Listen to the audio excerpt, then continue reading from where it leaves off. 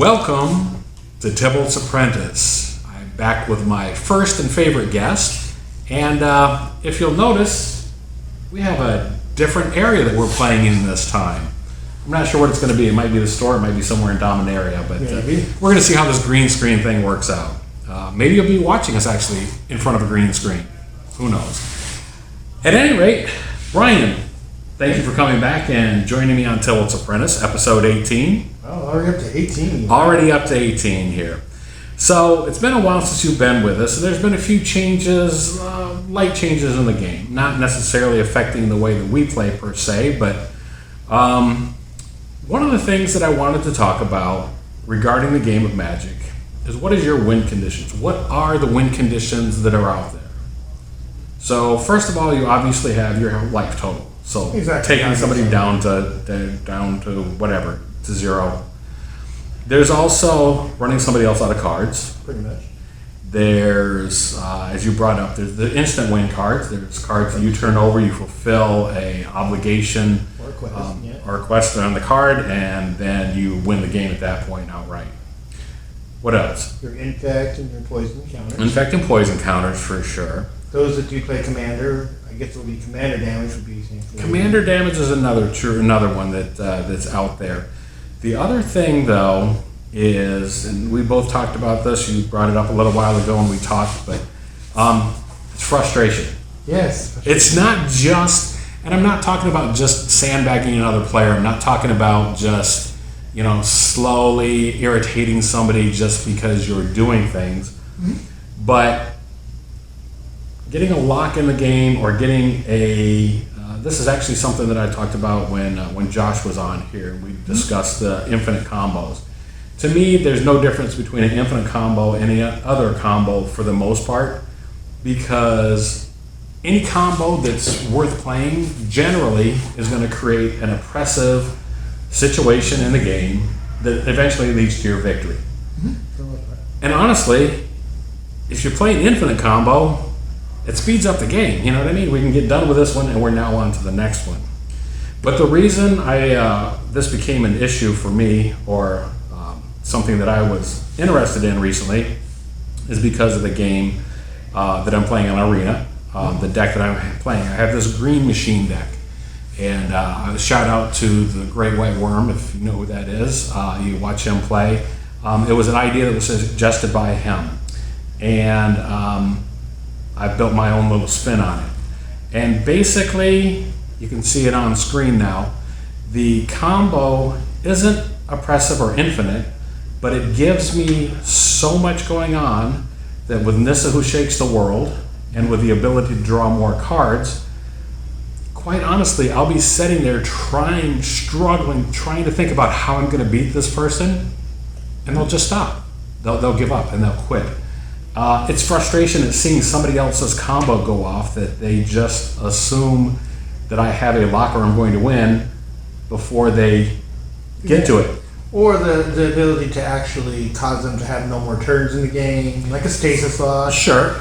Or the ability to actually take someone's turn infinity-wise, where like Mind Slave, where they just basically never ever get a turn. You just take their turn all day long. Take their turn and do as much damage as you can. You play their deck all day long, and they get bored of that. That brings up the next question that I have, which is, how long do you play into a dead game where you can't win? Well, I tell you the truth, I'm those people that wait till the very last moment, and pretty much until anyone else gives up, or until they physically kill me on the deck. I'm the kind of one that, I'm the last man, on that sinking ship, pretty much. Okay, and I appreciate that. And for the longest time, I played that way, and I still do for the most part. But there is a point where it gets to be a frustration, and at this point, because we do have limited time to play, I'm starting to sweep more. One of the things that another podcast or another vlog covered was quitting or sweeping at not instant speed, but rather at sorcery speed. As we talk about doing sorcery, because too many people were sweeping up like in a multiplayer game, which would cause someone to attack or maybe have a life link. They wouldn't get that life. Right. Kind of cheat that player out of their attack or their cards. So I like that idea, but that didn't go into effect quite yet.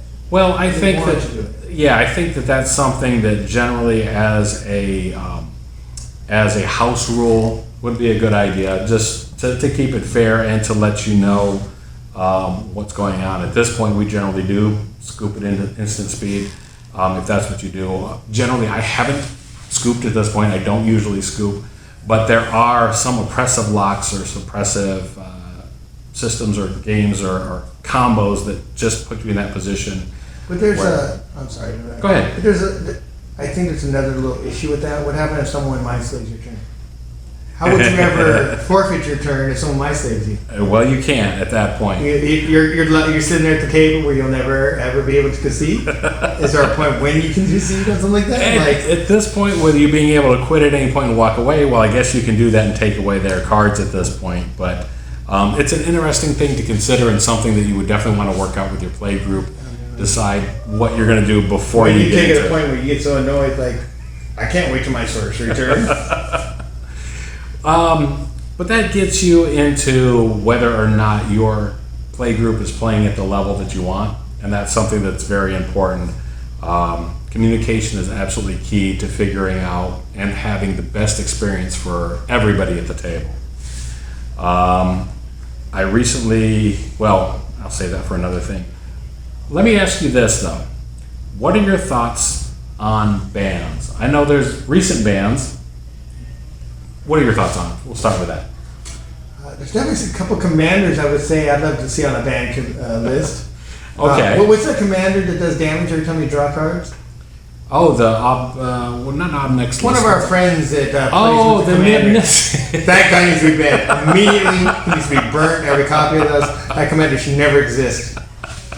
And we know who plays that commander and needs to get rid of him. That is not a fun deck for anyone to play against. Having said that, in recent plays and with me actually playing our enemy, go ahead and play that. It's not that bad. It isn't that bad. It doesn't seem oppressive. Well, that's something that we've covered, and we've talked about the fact that perception of somebody else's deck very much leads into play, and it definitely becomes a game of arch enemy.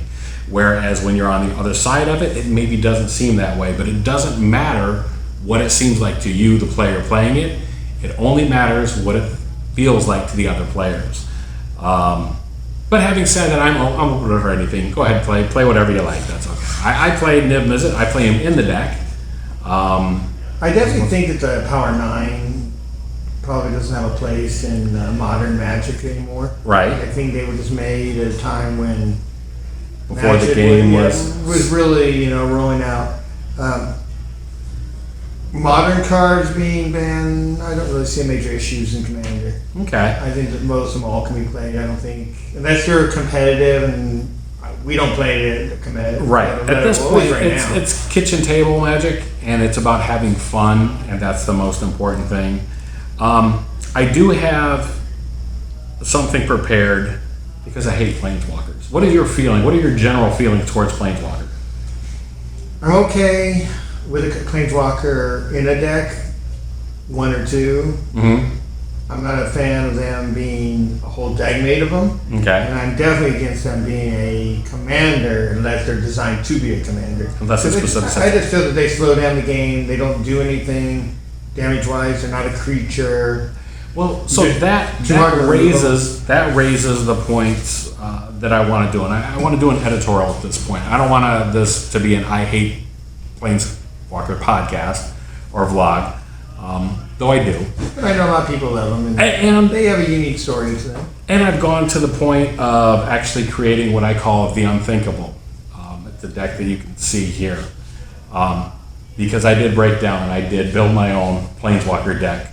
And that's the problem though, is you've got at least 14 years worth of cards that were designed without these Planeswalkers being in there, and they interact in the game in a way that is untouchable by anything else. You can get that emblem out there that is impossible to remove once it's there. Until Magic Gathering decides to, Until we find way to get rid of it. Until we find some way to get rid of it. And there's too many, I guess, Planewalkers where you can ultimate it pretty much right away. Well, that's the other thing with the cards. With a commander, they come right back with the ultimate again. With Karn's Bastion, it's and the other things. There's lots of easy combos to get those back.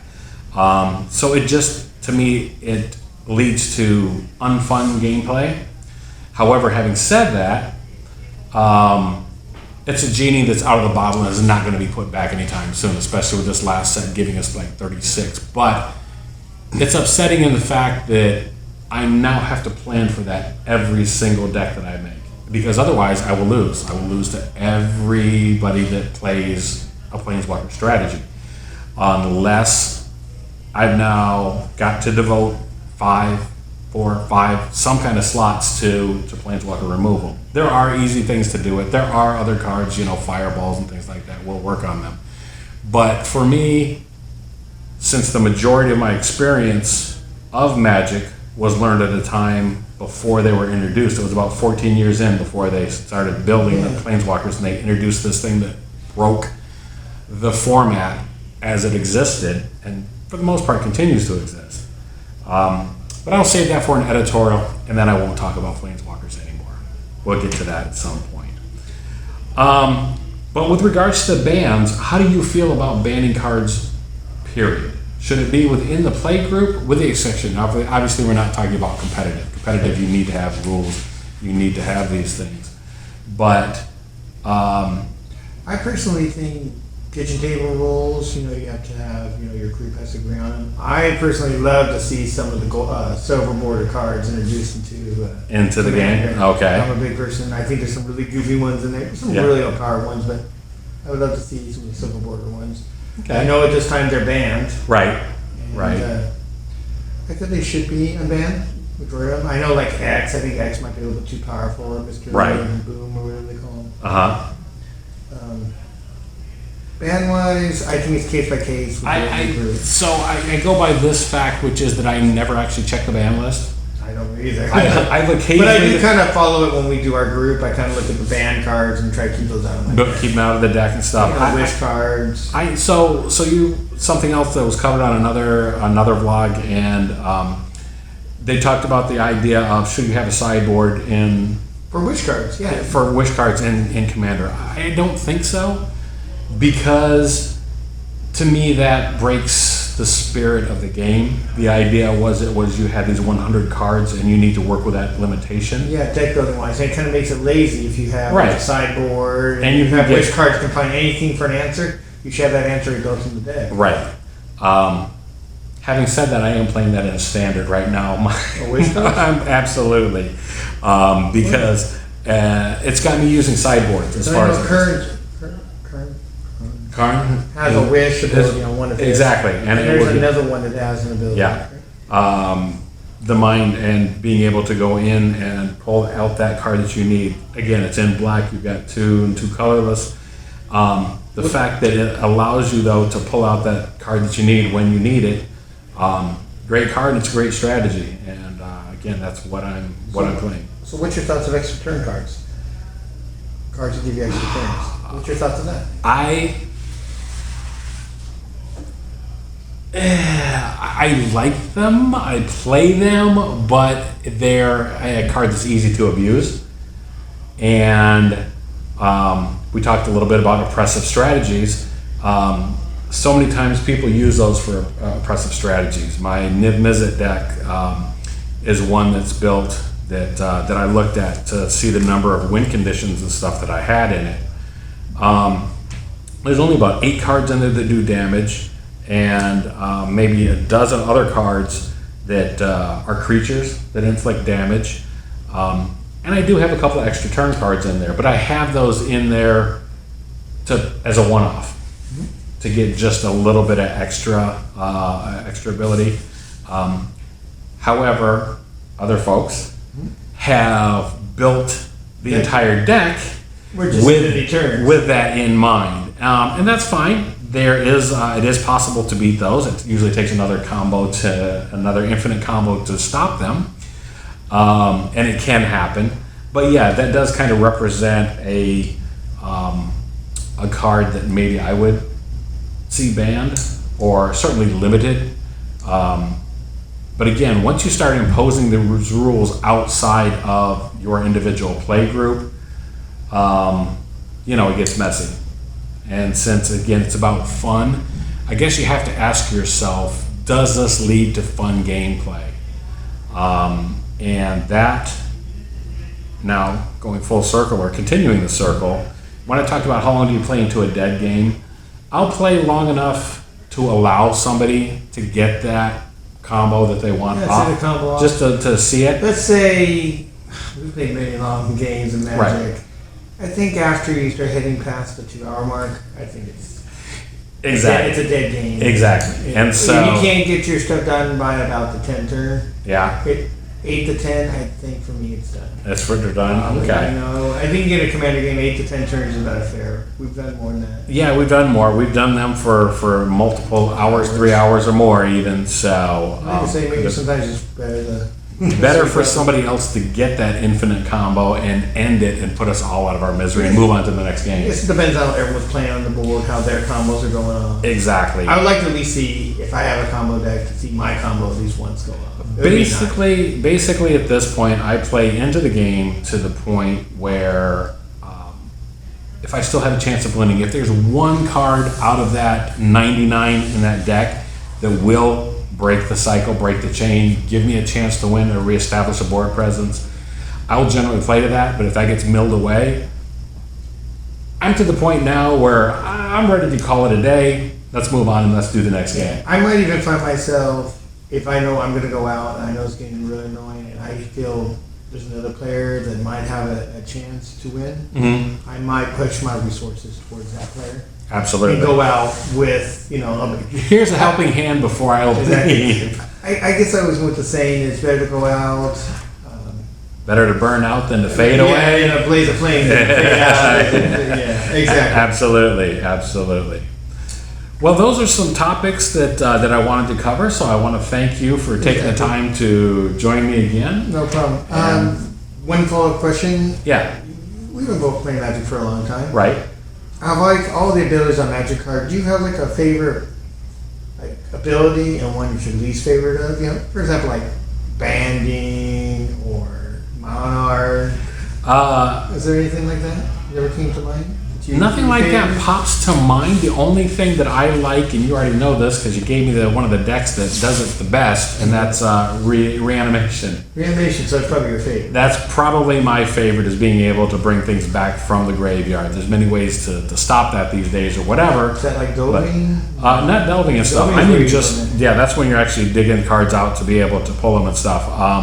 But so many abilities these days. There are so very many abilities. Is there one particular one that you like? That's a good question. I asked her. I'm trying to think which one would be my favorite. Banding's probably my least favorite. I think it was kind of a silly thing. And I didn't really play with Monarch very much. Right. Right. That's a good question. You stumped yourself. I stumped myself, exactly. So we're throwing a couple of questions around. Do you have an answer? I've got another question for you then. Yeah, I'll probably have to come back with an answer. Okay. It's an excuse for you to come back and join me again then. Here's my question for you though. What is your least favorite commander? What is the least favorite commander that you own? Least favorite. The least favorite commander you own and why? That's a good question. I don't have a lot of commanders. All the commanders I have, I like. You like all the ones? Okay. Least favorite, like I played against. Those will be easy. Sure, that's easy to know. I want to know though what your one that I don't like the most. That you own. And you don't have to answer right now. Like I said, maybe that's something that we come back and talk about. Enrique and I were at some point going to talk about what your favorite commander is and why. And I've got my answer or whatever and stuff, but I thought a better question is, what is your least favorite and why? That's something to think about. Usually I won't make a commander deck unless I like the commander. That's the catch. So if you don't like the commander, you probably aren't going to You're not going to build about it. You may have built it though, and it may not perform the way that you thought it would. One that I made and it didn't really work too well. What was the Sphinx where when one attacks you, you draw cards? And I tried to. That's not fair because that was the one I was going to. I was going to say I could not get a deck to work. That one to work. So. I'm sure there is a way. There absolutely is. And actually, we're going to save that for another episode. I need to figure that one out better. I got rid of that one kind of. We'll do one devoted to that because it's the judge and awesome ability, but great ability. But we also wound up playing in a two-headed commander game, and we were both playing the same same commander. So that's something that that we'll talk about on another episode. I can remember we did.